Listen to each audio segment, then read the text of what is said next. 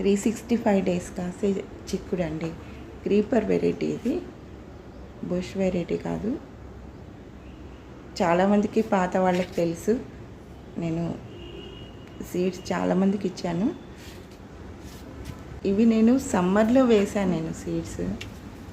అప్పుడు అంతా ఎక్కువగా పెరగలేదు, కానీ వర్షానికి చూడండి ఎంత బాగా పెరిగిపోయి అసలు చెట్లు నిండా కాయలే.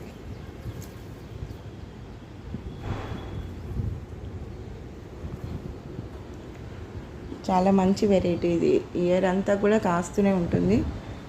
సీడ్స్ వేసిన 1 మంత్లో మొలకెత్తడం, ఫ్లవర్స్ రావడం, ఫ్రూట్స్ రావడం అంతే.